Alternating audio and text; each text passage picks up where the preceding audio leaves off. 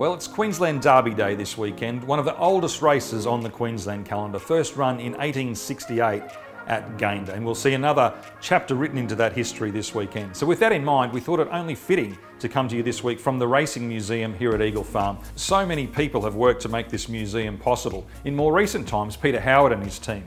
And earlier this month, Peter was recognised for all that work by being made a life member of the Brisbane Racing Club. About 8 years ago, I was asked if I'd join the committee. We're a group of volunteers, 10 of us all up. Joined the committee and 12 months later they made me president of it. Yeah, I started following horses when I was still at primary school. First came to the races in 1955, December 1955. Mum brought me here as a Christmas treat. We thank you for the work you do with the History Association and the museum, and congratulate you on the life membership. Nathan, it's been enjoyable all the way along. It's been a great ride. Thank you very much. Bart Sinclair joins us now here at the museum, and Bart, Peter and his team have done a terrific job here.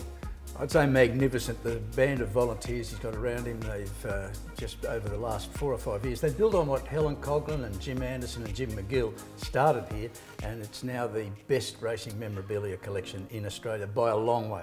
And perhaps the most famous Queensland Derby winner of them all, Tulloch, there's a lovely tribute for him in here. He's unbeaten in 5 starts here at Eagle Farm. From the Sires in 1957, he won the Derby later that year when it was the Classic was run in the spring, and he finished his career with the 1961 Brisbane Cup, and we have that trophy here, so just a wonderful tribute to Tulloch. Another chapter of history to be written this weekend with the Derby. First run in 1868 at Gayndah. Explosive Jack shoots for 4 Derbies. Are you tipping him? Look, he's going to be hard to beat. He's a super stayer, but I think his stablemate Lex Caracadil has got a good chance. He ran well in the spring. He wasn't far away in the Victoria Derby. He's second to Explosive Jack in Adelaide. It'll be some feat if Explosive Jack can do it. 4 Derbies, that's remarkable. What are you tipping? I can feel a profit coming on. Oh, really? Race one. You're one for the true believers. The balance sheet will be good. He's a proven first up runner. He's had a lovely trial. It'll be 18 days from the trial to this race. I'm sure Chris Anderson's picked out this race. And, you know, he ran second behind Alligator Blood first up in the Vo Rogue as an early 3-year-old. I think race 2, Superior, he ran very well at Doomben, his first Brisbane run. He had to go back to last from an awkward early. I think from the rails draw, he'll settle much closer, and I think he'll be strong to the line, 1200. I'm pleased he's running in that, not in the 1400 so first hopefully race. You're cashed up nice and early. Is there anything to finish off with? I'll get you to count it after the second. Yeah, look, I think the Kingston Smith's a bit too hard. I might go with those first 2 and something each way, less Caracadil. All right, good luck, Bart. So much discussion about Saturday's Queensland Derby has centred around Explosive Jack and whether he can create a little bit of history in winning a 4th Derby here at Eagle Farm. A little worrying what's happening down south, but John and myself had a conversation on Tuesday night and decided to get up here early just in case Victoria did lock down. He's certainly in really good order, the horse. He's travelled up really well. You know, he's a bit of an old hand at it. He's been everywhere, you know, even down to Tassie, and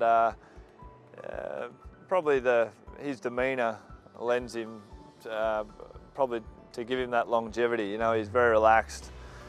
You know, he just eats his tucker, and I think he quite enjoys going to a new location and seeing different things. So his work was good in Sydney last Saturday, and Johnny seems nice and bright-eyed and bushy-tailed, so hopefully the pair of them can get the job done.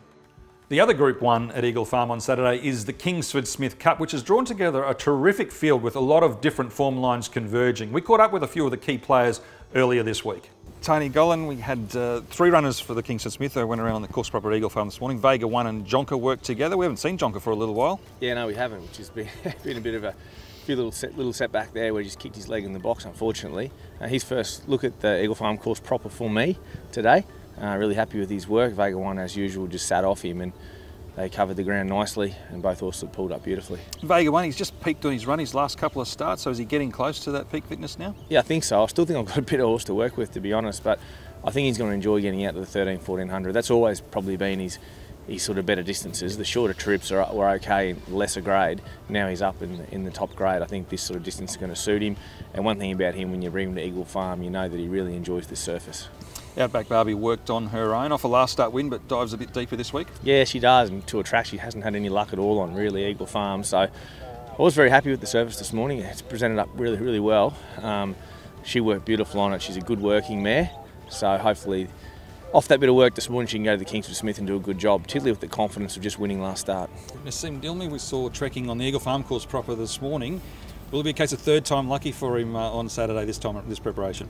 Yeah, obviously the Eagle Farm track is well known for him. He goes really well on it, and back on top of the ground, his rider was very pleased. And from what I saw this morning, it was a strong work. He's pulled up really well, and he's definitely he'll give him a good check on Saturday. He's just sort of peaked on his run the last two starts. Is that, do you think, because of the way the surface has been, or that he's needed the runs? Nah, I'd say first up, we thought he was ready. It looked like he needed the run. He had a big blow post race. Second up, in a 10,000, Karen said the track was a little bit too soft for him, and that's when he picked on his run, but he was hardly beating a length. And yeah, back on top of the ground on Saturday, it's going to be a good race. And he'll have some stablemates there for company this week. Savatiano and Kementari are due to arrive in Brisbane later in the week. Yeah, so they'll arrive Thursday morning, and obviously it's going to be a tough race against those two, but it's going to be. I'm looking forward to it. Hey, how's Guitra travelled up from Melbourne? Super, hasn't missed a beat.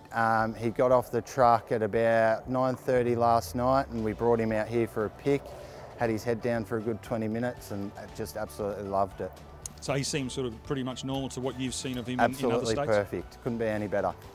How did he come through that Goodwood run? From all reports, he come through good. Look, he needed the run. He was first up after the surgery, which has been well documented. He'll improve out of that, and look, he'd probably improve out of Saturday again, but he'll go to the paddock after Saturday, and yeah, job done for him this prep. Well, the locals are really holding their own so far this carnival, and one of the feel-good stories was Criminal Defence's win in the Rough Habit Plate, which gave a huge thrill to co-trainer Peter Hulbert. Peter Hulbert, we saw Criminal Defence on the course proper at Eagle Farm this morning. What was the reports back to the stable? Will and Aidan took him over from Doomben here, and they both came back with glowing reports. Aidan in particular was very impressed, and he's ridden him virtually from day one, all his work and so forth. So. And to me, physically, the horse has improved since the Rough Habit. Even though he's well into his campaign, he's absolutely thriving. Talk us through that Rough Habit and what sort of a thrill it was for you. You weren't at the races, but you watched from home? No, my wife and I were home. Look, our expectations were, I said, if we finish in the first 5, I'm going to be thrilled. Senor Toba running on strongly, then Kukaracha coming through in the middle, Criminal Defence in front, he's got a break, he'll hold on, Criminal Defence, it's a local win. I've been training just over 40 odd years now, and that would have to be our biggest thrill, particularly the fact that Will and I train together. I've told anyone that'll listen for the last 6 months he's a Derby horse, so that's where we're going. So are you going to keep the same winning formula this week? You're going to stay away from the races? Yep. Absolutely.